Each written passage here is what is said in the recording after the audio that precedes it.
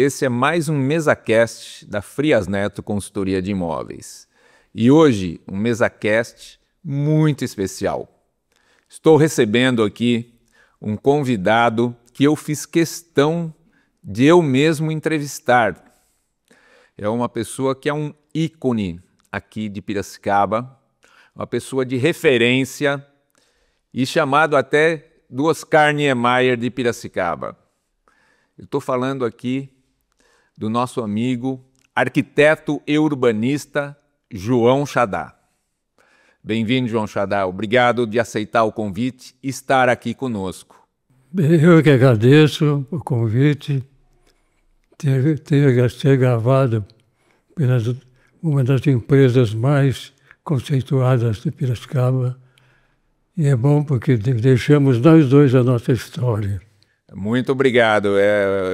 Eu gostaria mesmo de ter essa história gravada, essa conversa com você gravada para perpetuar, para continuidade, sempre todo mundo ter referência sobre você. João, para começar, conte um pouco de quem é você, arquiteto, urbanista, gestor público, artista, e como você se apresenta? Bem, eu sou arquiteto e urbanista formado pelo Mackenzie, pela Universidade Mackenzie. Em Piracicaba, eu cursei o Sudminus e graças a uma figura fantástica que foi Arquimedes Dutra, que eu era o melhor aluno de desenho do professor Arquimedes Dutra. Arquimedes Dutra que projetou também o estádio municipal nosso, era professor do Sudminus. E graças a eles, influenciado por ele, o meu pai pagou os estudos, financiou na arquitetura Mackenzie. Depois de formado, ainda fiquei mais 5 anos em São Paulo, fazendo decoração. Montamos uma sociedade de arquitetos e lançamos praticamente o novo look, a nova apresentação dos bancos em geral. Os bancos em geral eram barracões reformados. Nós que introduzimos o mármore, o granito, o vidro temperado, os carpetes, uma série de coisas nos bancos de São Paulo. Isso nos trouxe um nome para o interior, especialmente para Piracicaba. E daí em Piracicaba comecei a pegar, aparecer muito serviço, eu tive que me decidir se ficava em São Paulo ou aqui. E eu preferi ficar aqui, que estava em casa, mais à vontade, né? Então, foi aí que começamos a nossa carreira. Então, para sorte nossa, você preferiu voltar para Piracicaba. Temos alguma coisa em comum. Eu também estudei no Sudminus. Desde pré-primário até o colegial também eu fiz no Sudminus, que era a referência na época, né? E você projetou marcos importantes da cidade, como a Igreja da Imaculada Conceição, a Biblioteca Municipal, a Pinacoteca. Como é ver Piracicaba marcada por sua assinatura? O pessoal diz que, orgulhosamente, aliás, que eu sou realmente o modernismo em Piracicaba. Realmente foi assim mesmo. Que eu tinha um professor que marcava muito. O arquiteto não copia, ele cria. E eu fiquei com aquilo na cabeça. Então comecei a explorar todas as formas geométricas possíveis, né? Pirâmide, esfera, cilindro, triângulos, tudo quanto é forma geométrica, eu explorei. Tanto é que tem, o pessoal chama uma casa redonda. Na verdade, é uma casa cilíndrica, né? Fiz 2 pirâmides, uma pirâmide em Tatuí, normal, e uma pirâmide invertida aqui em Piracicaba. Então eu comecei a explorar mesmo. Só não consegui fazer a casa esférica. Essa foi mais difícil. Legal. E naquele tempo o pessoal usava muito fazer prédio por uma união de pessoas. Isso. A preço de custo, né? Sim. Isso desenvolveu. Me favoreceu porque eu já estava preparado para isso também. Lá em São Paulo eu já estava ajudando a fazer projetos, né? Então foi realmente uma época de ouro na minha vida. E você projetou prédios, muitos prédios aqui em Piracicaba, edifícios, né? Edifícios. No total, eu tenho 21 edifícios. Inclusive tem em São Paulo também. Ah, é? E na região, Limeira, Rio Claro. Certo. Aqui você projetou o edifício romano, né? Isso, o Romano, o Tapajós, o Bandeirantes. Enfim, foi São prédios icônicos aqui da o próprio cidade. Orsini que eu moro hoje. Orsini. São prédios que marcaram a cidade na época, né? Que acabou tendo um problema, né? Do Comurba, né? Essa história do Comurba é especial, pouca gente conhece, né? Logo após a queda do Comurba, eu tinha chegado a Piracicaba, cheguei para aqui em 1962. É, porque o Comurba caiu em 1964, né? Então, como recém-formado, eu fiquei apavorado com a queda do Comurba, né? Porque ia estragar minha carreira, né? Quem queria construir alguma coisa depois dessa, né? E foi ao contrário, porque quando caiu o Comurba, ninguém mais quis saber de apartamento. Então o número de casas foram dezenas que apareceram para mim. E no Comurba, uma feliz coincidência, eles tinham planejado o Clube dos 120. Eram os donos dos apartamentos do prédio. O Clube dos 120, eu projetei a decoração interna dele. E fiz umas pranchas de 1x2, né? Enormes, coloridas, né? Que eles nunca tinham visto em Piracicaba isso, né? Hoje se faz fácil com o computador. Mas naquele tempo não era guache e aquarela, né? E então eles ficaram realmente entusiasmados com aquelas perspectivas do clube, só depois que o Cuba caiu, né? Mas o projeto já estava pronto. Então daí cada um daqueles associados ficaram meus clientes. É uma feliz coincidência, né? A desgraça de um lado favorecendo o outro. E acabaram contratando. Daí fiz dezenas de casas na Cidade Jardim, dezenas no Jardim Europa, e assim por diante. Mais de uma centena de casas no São Dimas, Cidade Jardim e Jardim Europa. Que também eram bairros novos na época, né? Eram bairros novos. O famoso Castelinho, sua residência, acabou dando nome para um bairro inteiro, né? O que essa história representa para você? É alegria e tristeza, né? Porque o Castelinho, na verdade, cá entre nós, é um sobradinho, cheio de dentes, né? De dentinhos. Então é um sobradinho enfeitado, bonito. E a cidade adorava o sobradinho. Eles iam passear lá, queriam entrar. E eu gentilmente deixava entrar, né? E ele fazia uma vista bonita na cidade, né? Sim. E depois, com o tempo, a dona de casa que manda, né?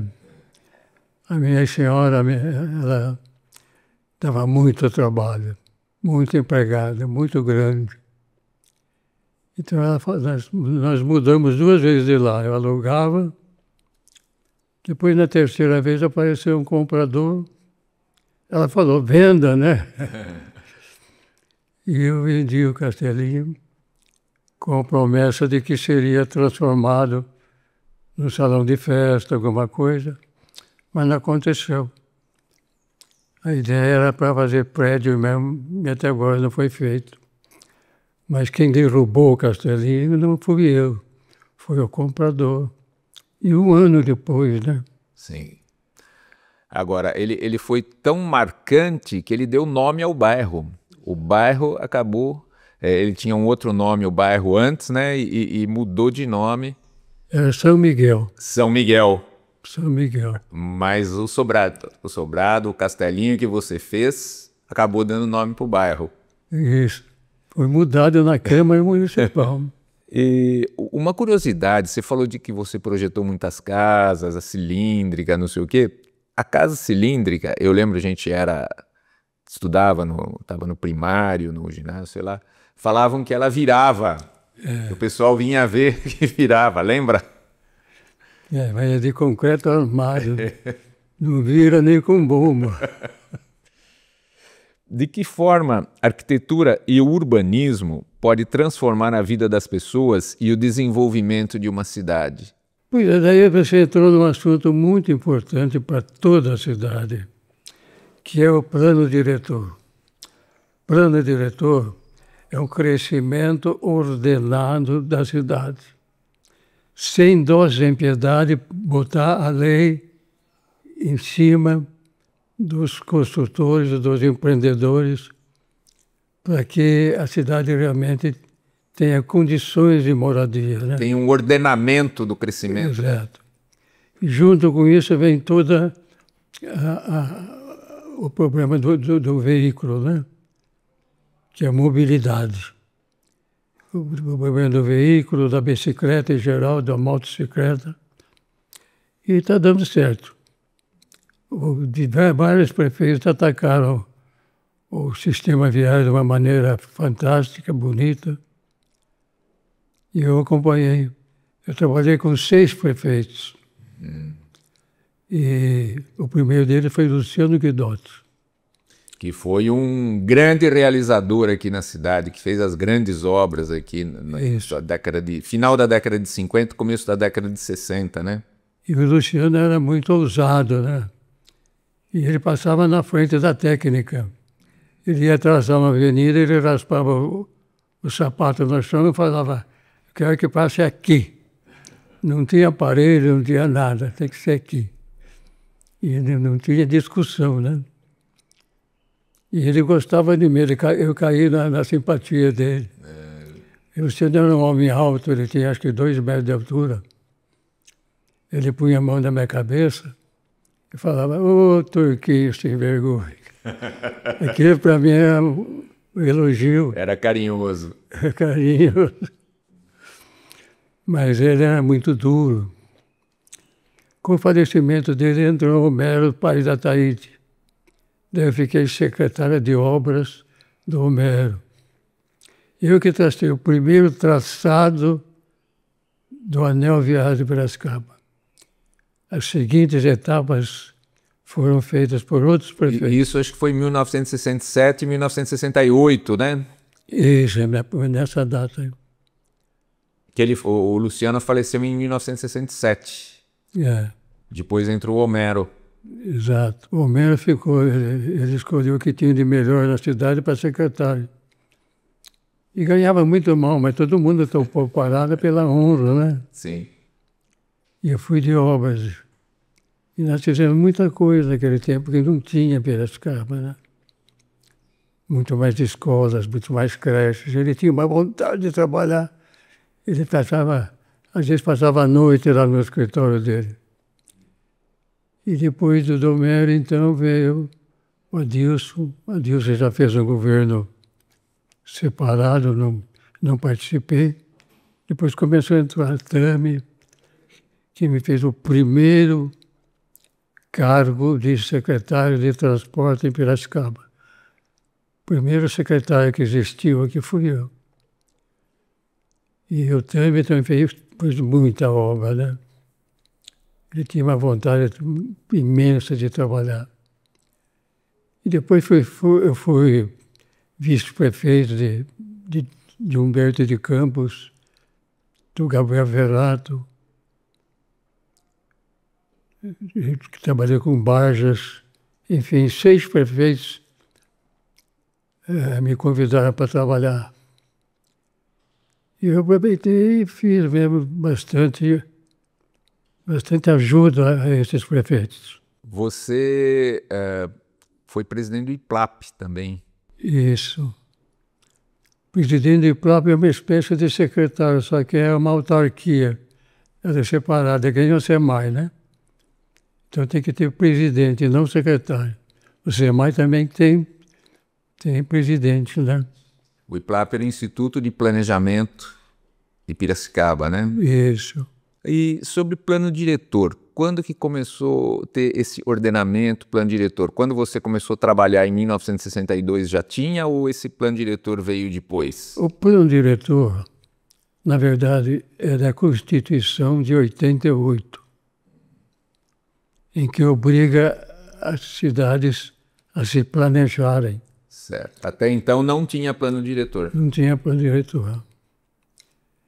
E daí saiu um livro do plano do governo federal ensinando como é que faz um plano diretor. E esse livro, então, foi formado no tempo antes do Barjas, no tempo do Machado. Mas só começou, porque daí mudou o prefeito e o Barjas terminou o plano. E eu estava no comando do IPLAP.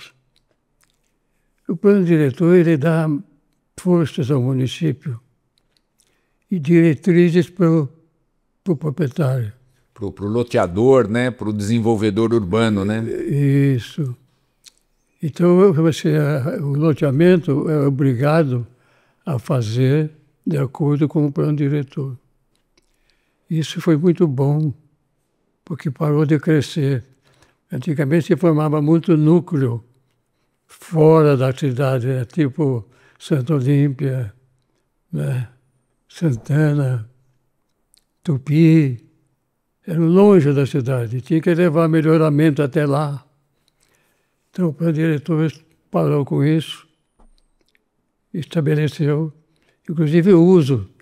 Uma pessoa que fica usando um lote por mais de 20 anos, 30 anos, no plano diretor ele é obrigado a construir ou vender.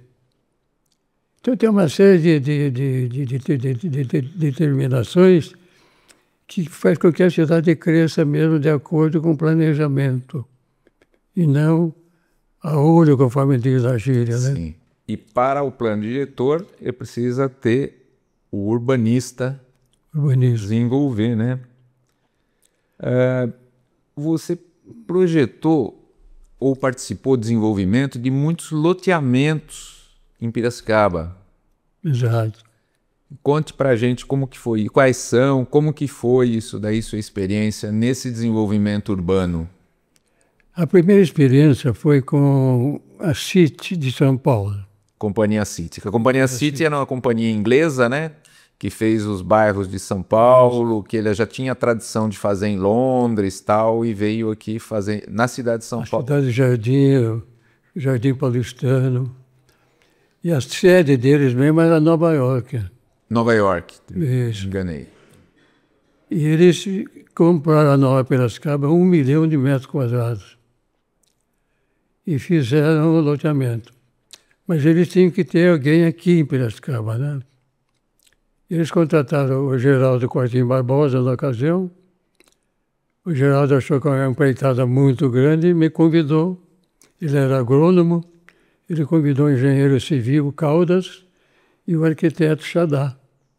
E nós 3 tocamos a Nova Piracicaba inteira. E foi muito bom porque nós estabelecemos um aprendizado muito grande, um time aqui, outro time lá em São Paulo. Foi muito interessante. Fizemos não só alojamento, como casas prontas já de modelo. E a Nova Piracicaba ficou tida como um bairro da época, um bairro chique, né? Um bairro bom. Isso foi a década de 70, né? Foi de 70, exatamente. Daí esse mesmo time que é o nosso, o Geraldo Quartim Barbosa e o Caldas, nós fizemos Terras do Engenho, que abrange inclusive o Engenho Central. Certo. Terras do Engenho era o nome da nossa empresa, mas ficou sendo o nome do loteamento. Do bairro. Do bairro. Daí o mesmo grupo, que era o Silva Gordo, dono do engenho, ele tinha também no Santa Rosa, um lago grande, uma paisagem bonita. Fizemos Santa Rosa, a Santa Rita, aliás, né? O Santa Rita primeiro. Santa Rita e o Santa Rosa na estrada de Limeira, de Rio Claro. Isso, que fica entre a estrada de Limeira e a estrada de Rio Claro. No Isso, que hoje agora tem o Alphaville, Vila Dáquila, que vieram vizinhos ali agora, né? Isso mesmo. O Santa Rita, particularmente, ele é um bairro, eu acho, muito diferenciado de Piracicaba, que eu gosto de pedalar e vou lá, às vezes, lá é muito arborizado, as avenidas muito largas, calçadas largas, é um empreendimento extremamente diferenciado na construção, né? Paisagisticamente falando, eu estava pronto, né? Muito, muito agradável, muito bonito todo ele. E qual foi sua... E é uma satisfação você ter participado disso e ter conseguido realizar isso aqui na nossa cidade, que são marcos aqui da cidade de Piracicaba, né? Tinha coisa interessante, eu fiz a publicidade em jornal. Eu bolei uma publicidade assim, escrever à mão uma página inteira, com letras grandes, com a caneta preta, uma página inteira. E o jornal pegou, ele gostou da ideia, ele fez a página inteira. Porque chamou atenção, né? Sim. Mas é que ajudou a vender, e foi isso aí. Impressionou, né, quem estava... Uma coisa diferente que chamou a atenção. Então, além de... E o Santa Rita, por exemplo, depois dessa página inteira, eles fizeram fila de madrugada, foram à meia-noite lá na Santa Rita, fizeram fila de automóveis para pegar a vez dele já. Foi uma coisa espantosa. Poxa, que legal. Foi muito interessante aí esses bairros. Você projetou também a passarela de concreto da Rua do Porto, né? E conta um pouco da história dela e qual foi a finalidade dessa... A história dela foi dar continuidade à Avenida Kennedy, né? Certo. Para passar por lado de cá. A população não gostou da ideia antes de fazer, que tinha muita ponte. Daí houve umas reuniões, né? Eu argumentei que Londres tem 30 pontes, que a França, Paris tem 28, e assim por diante, né? E daí a ideia foi aceita, fizemos uma comissão de engenheiros e arquitetos, eu na coordenação, né, para ver a possibilidade de fazer uma ponte diferente, sem pilares no meio, porque o pilar é que segura a sujeira, né? Sim. Então, um vão grande, por isso que ela ficou estaiada. Ela ficou pendurada, né? Aqueles cabos penduram a ponte. E a população gostou, não se falou mais nada. E acho que merece até mais pontes, né? Porque a interligação é importante, né? Sim, sim, dos dois lados da comunicação da cidade, né? O edifício Praças de França, qual foi o ponto-chave que o inspirou a trazer esse tipo de arquitetura em Piracicaba? O Praça de França é da família Botelho, dona da Lila, e seus filhos tiveram a ideia de usar uma área deles para fazer o loteamento. Daí eu levei com 2 ajudantes, levei 6 meses detalhando o prédio. São 5 blocos, né? 5 blocos com todos os complementos, né? Sala de ginástica, piscina, uma série de coisas. Então esse foi o maior empreendimento que eu fiz em metro quadrado. Foi uma coisa de louco mesmo. E a venda foi boa, né? Demos serviço para muitos decoradores. E ficou marcante, né? Um prédio que marcou a cidade, né? E você tem muito mais obras, né? E você gostaria de pontuar, falar de alguma em específico, mais, além de todas que nós falamos? Eu tenho realmente muitas obras. Eu tenho em todos os bairros da cidade, tenho em toda a região. Tem Laranjal, Botucatu, Rio Claro, Limeira.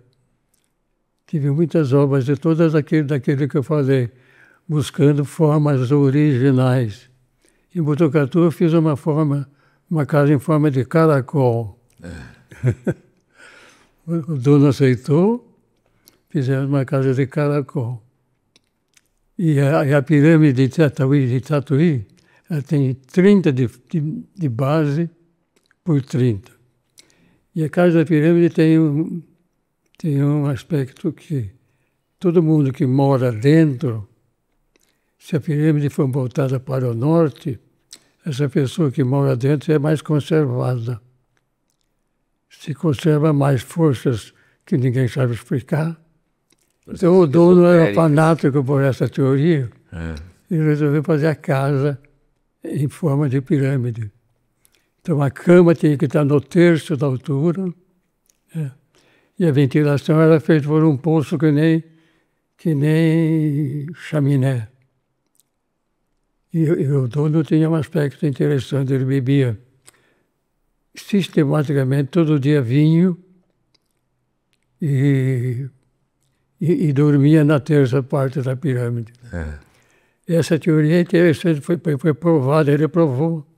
Se você pega, por exemplo, um rato morto e põe dentro da pirâmide, ele não se deteriora, ele se conserva seco, mas não cheira mal nada. Você não consegue fazer queijo dentro de uma pirâmide. Quer dizer, ele provou para mim. E é interessante a teoria. E ele viveu mais? Foi boa a vida dele depois? Eu não tive mais notícias. Mas só sei que apareceu compradores, Roberto Carlos apareceu, o corredor de corridas, acho que queria comprar. Foi marcante. No fim, acho que ele negociou a casa. Né? Arquitetura e urbanismo impactam diretamente o mercado imobiliário. Como você vê essa relação em Piracicaba, arquitetura e urbanismo em relação a Piracicaba? Como que ela impacta? Piracicaba teve, parece incrível, mas depois da queda da Comurba, ela teve uma enxurrada de loteamentos e de casas. Essa já é uma influência grande, né? Pelo ponto geográfico que ela está. Todo mundo que vem do norte do país, do noroeste, praticamente passa por Piracicaba e não por Campinas. Então, Piracicaba é uma situação privilegiada, porque ela é 1h30 de São Paulo. Então, ela tem um anel viário. Então, ela tem atração pela qualidade de vida que tem e pela beleza do rio. Né? Não é qualquer cidade que tem um rio atravessando o meio da cidade praticamente, né? Não é qualquer cidade que tem essa característica. E isso faz com que o pessoal confie mais, né? E construa mais. Sim. É bom tocar nesse assunto porque é um aspecto de arquitetura, urbanismo e realmente imobiliárias. Os prédios que eram feitos a preço de custo, Era feito por arquitetos de Piracicaba. Depois do Comurba, quando embalou a coisa, principalmente hoje em dia, os arquitetos do Rio de Janeiro, de São Paulo e de Campinas trazem projetos prontos para Piracicaba.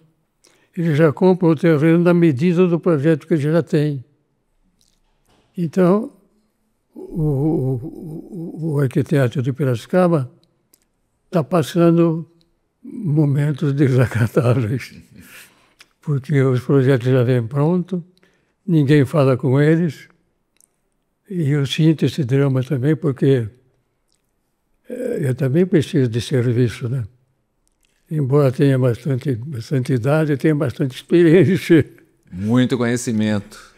Pois é. E eu soube que você tem ajudado muita gente ainda. É o que eu estou fazendo, quer dizer, qualquer problema de ex-aluno meu, porque eu fui professor também da engenharia, eles me procuram. Qualquer dúvida que tenho, meus colegas me procuram. E eu faço com a maior satisfação, de graça, né? Porque é um orgulho até ser procurado, né? Como eu fazia, eu falava para meus alunos, quando aparece um serviço, nunca fale eu não sei fazer. Fale, sei sim, eu vou estudar o caso do senhor com todo prazer e aceite o serviço. Porque você vai ter sempre um colega, um professor, alguém que saiba, um associado, você pode se associar. Ah, mas eu não sei fazer um estágio. Sabe, sim. Monta 2 ou 3 companheiros e faz o estágio, né? E esse conselho é muito bom, porque muitos se formam e falam, não sei fazer uma igreja. Vai aprender. Aliás, você que projetou a igreja lá da matriz da Vila Resende, né? Exato. Aquela também tem história, viu? Conte pra gente um pouco da história dessa... Aquela foi a famosa Mário de Dini. Duas figuras que valeu a pena conhecer na minha vida foi Luciano Guidotti e Mário de Dini. Eles eram muito semelhantes, né? Os dois italianos, os dois grandes, os dois ricos, os dois bondosos. Mário de Dini patrocinou a Igreja da Vila. E eu fui arquiteto. E o Mário de Dini não tinha sono para dormir. Dificilmente ele dormia. Então ele me chamava para discutir a Igreja da Vila e como uma igreja da terra de Lendinara, na Itália, queria que eu fizesse igualzinha. Falei, mas comendador, igualzinha não é um modelo de atual. O modelo atual é diferente. Não, eu quero igual àquela. Porque, sabe aqueles 2 pilares enormes que tem no meio da igreja, que você não consegue assistir à missa, você tem que se desviar dele? Uma igreja, o meu projeto não tem pilar nenhum no meio. É tudo livre. Cabe 1000 pessoas. Ele falou, mas eu quero fazer a minha, o jeitão dele, né? E daí eu falava de ir embora, falava, não vai embora, que eu estou sem sono. Mas era um homem extraordinário. E no fim acabei vencendo. Eu falei, vamos fazer uma coisa. Eu faço a igreja do jeito meu, e a torre do lado da igreja, eu faço do jeito seu. Né? E daí ele topou a parada. Porque a igreja tem 25 metros de vão livre. Né? Não tem pilar nenhum. Né? A iluminação vem tudo de lado, não bate na cara de quem está na igreja, né?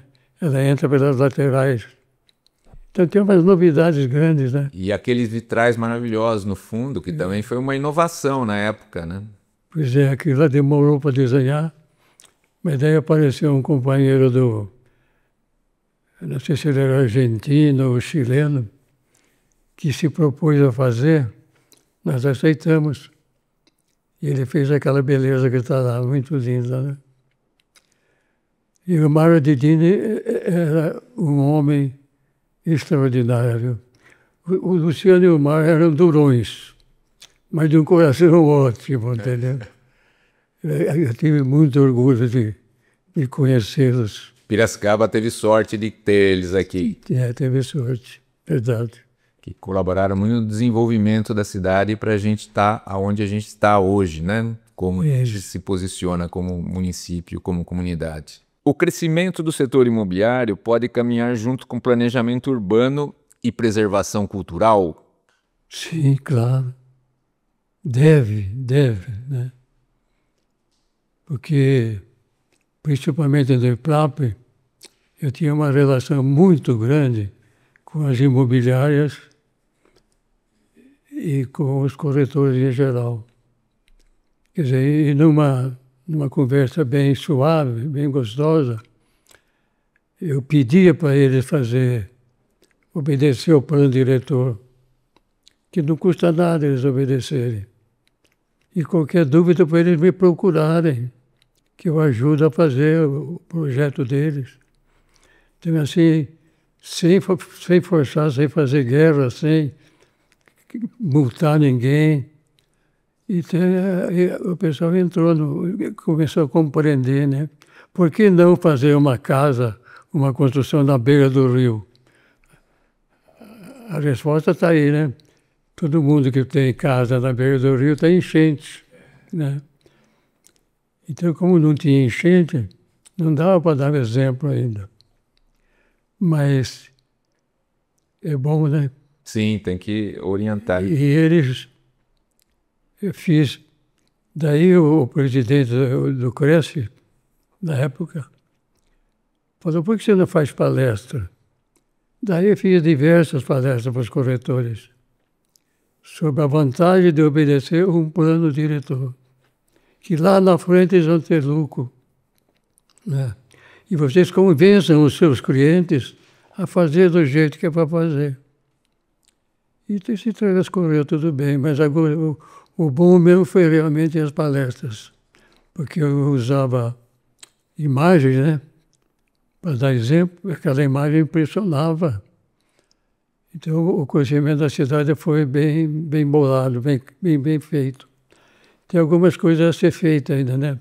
O projeto Beira Rio é uma coisa. O projeto Beira Rio tem 8 etapas. Começa na Ponte do Caixão e vai até Monte Alegre, né?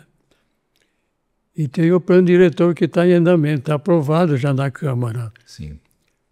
Mas muito raramente põe em prática. Então precisa lembrar eles de vez em quando que existe um plano, né? Sim. Porque às vezes o prefeito entra e sai e nem sabe que tem esse plano. O plano ele foi revisto agora, acho que a última vez, 2020, 2021, né? Que foi a última revisão dele. Mas todos os empreendimentos que novos têm que estar de acordo com o plano para ser aprovado lá na prefeitura, né? Então, e na Câmara tem inúmeros exemplares. O plano diretor original é dessa grossura, né? Ele detalha tudo. Mas foi dividido em diversos livros, o que é o plano. Hoje ele está tudo digital no site lá da prefeitura, exato. Tem ele todo detalhado.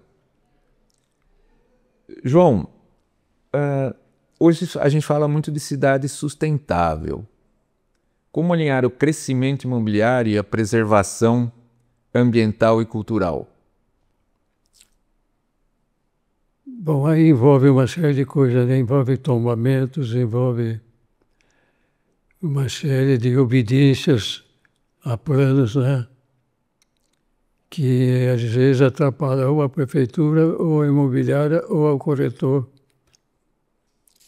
E tem discussões até hoje, né? Como a da Boyce, se deve ou não fazer, se pode ou não, né?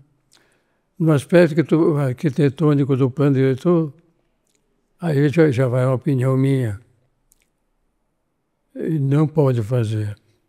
Mas no aspecto turístico, no aspecto comercial, enfim, no outro cultural, seria interessante lá. Mas o que impede realmente é a lei, né?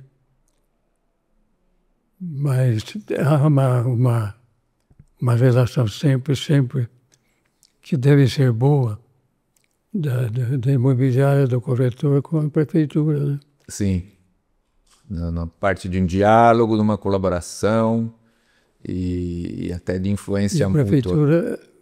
A prefeitura deve atender bem esse pessoal para que eles não façam coisas erradas. Quando eles forem pedir permissão, tratar bem, orientar ele como se faz. Se for necessário, ensinar como faz, para que as coisas cresçam ordenadamente. Sim. Isso é importante para a maior harmonia da cidade, né? Isso. Você vê, ela vai além do perímetro urbano, né? Ela se estende pela anel viário, que logo a anel viário vai ter construções em torno. Já está tendo a construção. Já está tendo, né? Então a gente vê que alguma coisa já está adiantando, né? Como a cultura local influencia de alguma forma a arquitetura e os empreendimentos imobiliários? Lembrando que a cultura, eu falo da miscigenação que tem em Piracicaba, que são diversos imigrantes, né? Preponderando italiano, depois espanhol, alemão, árabe e várias etnias, e além das migrações internas do Brasil, de mineiro, nordestino, como tudo isso influencia a arquitetura ou influenciou a arquitetura de Piracicaba? Isso é muito. Principalmente a libanesa, né? Mas nós, quando no governo do Bajas, nós destombamos, criamos uma comissão, destombamos algumas construções. E ao destombar, ou ao analisar, encontramos muitos estilos, né? Árabe, espanhol, português. Nós tivemos, para Piracicaba vieram muitos imigrantes. Sim. E influiu muito. No final do século XIX, começo do século XX, até muito dos artesãos ou muito dos pedreiros ou que faz mestre de obras das construções eram italianos, né, espanhóis. Você falou bem, não eram ricos em criação arquitetônica. Eles copiavam tudo que era da Europa, né? Sim. Tudo casa com frisozinho igual. Se você pensar, fizer uma verificação, nós temos 1000 casas de um tipo, 2000 do outro, todas iguais na cidade. Sim. Então, se tomar uma, tem que tomar todas. Isso eu discutia no plano diretor. Pegamos uma de amostra e tombamos, não pego de tomar mil. Mas é essa variedade de gente, né? Muito bom. Principalmente o comércio, que hoje está na mão dos chineses praticamente, né? Sim. Era propriedade de libanês. De libanês. Libanês que criou o comércio, né? O meu pai, por exemplo, era mascate. Ele enchia uma carroça de mercadoria, depois levava para o sítio e vendia no sítio. E depois de 3 meses, a calça que ele vendeu para o sitiante encolheu, porque era brim. Então meu pai entrava na propriedade depois de 3 meses e o cara já vinha com o paletó encolhido, né? Meu pai gritava: "Nossa, que beleza a Deus como cresceu!" Mas era o libanês que dominava o comércio. Mas além do libanês, teve no comércio aqui em Piracicaba também judeus, né? Teve. Mas o governador, a gente conhecia as pessoas pelo nome. O dono de loja hoje já não conhece mais, né? Sim. Hoje são os asiáticos que dominam lá. E conte uma história de uma obra que você fez que marcou a história de Piracicaba e o mercado imobiliário. Uma coisa que eu não disse é da Câmara Municipal. Sim. Câmara Municipal eu fiz quando eu era estudante ainda. Estava para se formar, foi a Câmara Municipal nós fizemos, e um outro prédio que hoje é ocupado por vereadores também, só que foi pela metade, porque o Adilson entrou, ele mudou o projeto lá para a Rua do Porto. Ah, certo. Mas esse projeto da Câmara também foi muito bom, muito bonito. Porque a prefeitura antes era ali, ao lado da Câmara, né? Naquele estacionamento que era o prédio da prefeitura, né? Isso, porque ele é o dobro daquilo, no total, era o dobro. Era a outra metade, mas mais para cima. Certo, aquele prédio da São José, que vai até a biblioteca. Ele chegava na Alferes. Certo.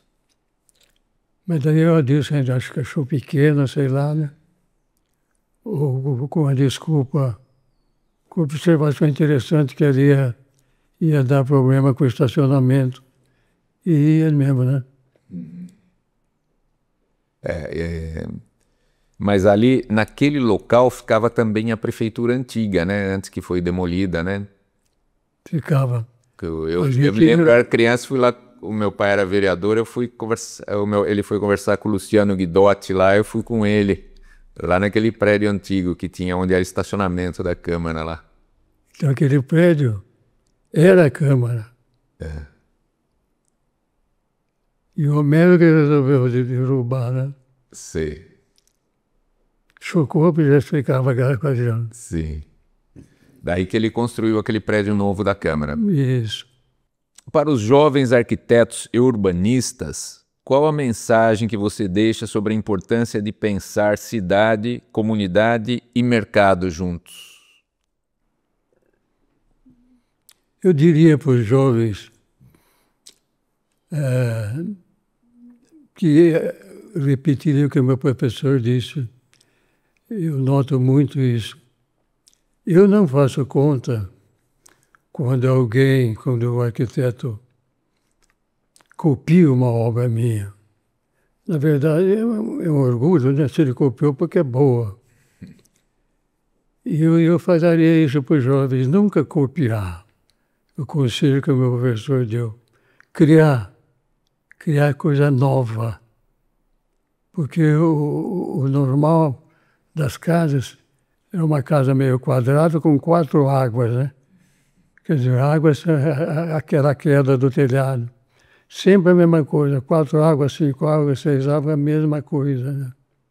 Então aí que eu busquei um proprietário mais ousado para fazer coisas diferentes, né? E eu falo mesmo para os recém-formados agora. Não tenham medo de pegar projeto, porque sempre haverá uma ajuda, uma associação, uma maneira de fazer. E não façam coisas repetidas. E não façam, busquem formas novas para ser original. Porque a originalidade, e não perca a chance, às vezes, de fazer alguma obra de graça, porque se você não fizer de graça, vai ficar parado. E isso de dar nome, de dar chance de mostrar o que você tem, o que você faz. Isso que eu diria aos arquitetos. Ótimo.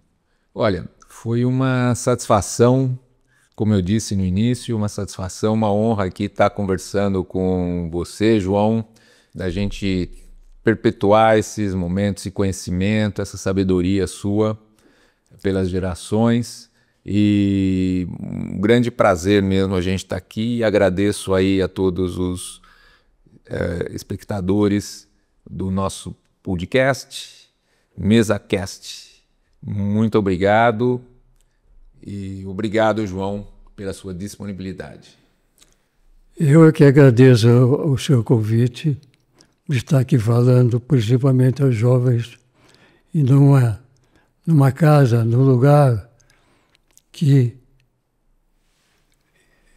existe muitos corretores, criação sua, de uma imobiliária de classe A, e que nos deu o prazer de estar aqui presente hoje.